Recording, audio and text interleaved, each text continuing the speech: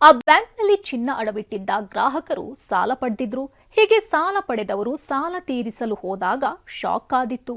ಯಾಕಂದ್ರೆ ಬ್ಯಾಂಕ್ನಲ್ಲಿದ್ದ ಕೆಜಿ ಚಿನ್ನ ಕಳ್ಳತನವಾಗಿತ್ತು. ಗ್ರಾಹಕರ 4 ಕೋಟಿ ಮೌಲ್ಯದ ಬಂಗಾರವನ್ನ ಕದ್ದಿದ್ಯಾರು ಅನ್ನೋದನ್ನೇ ತೋರಿಸ್ತೀವಿ ನೋಡಿ.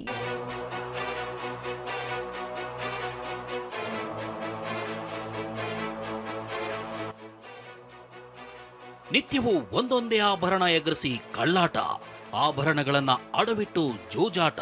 ಅಷ್ಟಕ್ಕೂ ನಾವಿವತ್ತು ತೋರಿಸ್ತಿರೋದು ಬೇಲಿನೇ ಎದ್ದು ಹೊಲ ಮೇಯ್ದಿರೋ ಕಥೆಯನ್ನ. ಹೀಗೆ ತನ್ನದೇ ಬ್ಯಾಂಕ್ನಲ್ಲೇ ಕದ್ದು ಲಾಕ್ ಆಗಿರೋದು ಇದೇ ಮ್ಯಾನೇಜರ್.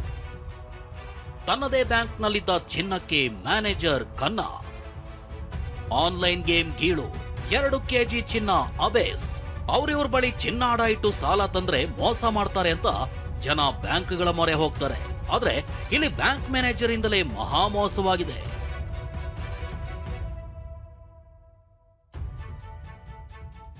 ಬೆಂಗಳೂರಿನ ಗಿರಿನಗರದಲ್ಲಿರೋ Indian Overseas Bank assistant manager Kiran ಇದೇ ಬ್ಯಾಂಕ್ನಲ್ಲಿ ಬರೋಬ್ಬರಿ 2 ಕೆಜಿ ಚಿನ್ನ ಎಗರಿಸಿದಾನೆ.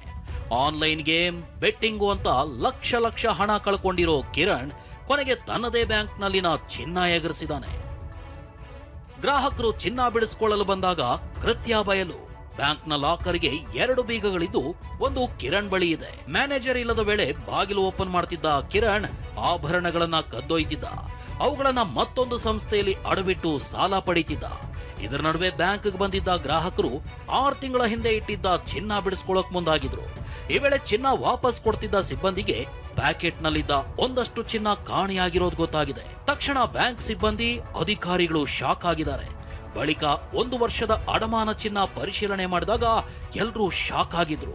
ಈ ವ್ಯಕ್ತಿ ಮ್ಯಾನೇಜರ್ ಅವರು ಹಿರಿಯ ಅಧಿಕಾರಿಗಳ ಗಮನಕ್ಕೆ ತರಲಾರದೆ ಲಾಕರ್ನಲ್ಲಿ ಇಟ್ಟ ಗ್ರಾಹಕರ ಬಂಗಾರನ ಸರಿಸುಮಾರು 2 ಕೆಜಿ 787 ಗ್ರಾಮ್ ಅಷ್ಟು ಬಂಗಾರನ ತಗೊಂಡೋಗಿ ಮುತ್ತೂಟು ಮತ್ತು ಮಣಪುರಂ ಫೈನಾನ್ಸಸ್ ಅಲ್ಲಿ ಅಡ ಇಟ್ಟಿರ್ತಾನೆ. ಅಡ ಇಟ್ಟು ದುಡ್ಡನ್ನು ಪಡೆದು ಅವರು ಈ ಒಂದು ಆನ್ಲೈನ್ ಬೆಟ್ಟಿಂಗ್ನಲ್ಲಿ ಖರ್ಚು ಮಾಡಿರೋ ಬಗ್ಗೆ ನಮಗೆ ತನಿಖೆಯಲ್ಲಿ ಮೇಲ್ನೋಟಕ್ಕೆ ಕಂಡು ಬಂದಿದೆ. ಅಡಮಾನ ಇಟ್ಟಿದ್ದ ಚಿನ್ನ ಪರಿಶೀಲನೆ ಮಾಡುವಾಗ ಲಾಕರ್ನಲ್ಲಿ ಸುಮಾರು 4 ಕೋಟಿ ರೂಪಾಯಿ ಮೌಲ್ಯದ 2 ಕೆಜಿಗೂ ಅಧಿಕ ಚಿನ್ನ ಕಳ್ಳತನ ಆಗಿರೋದು ಗೊತ್ತಾಗಿದೆ.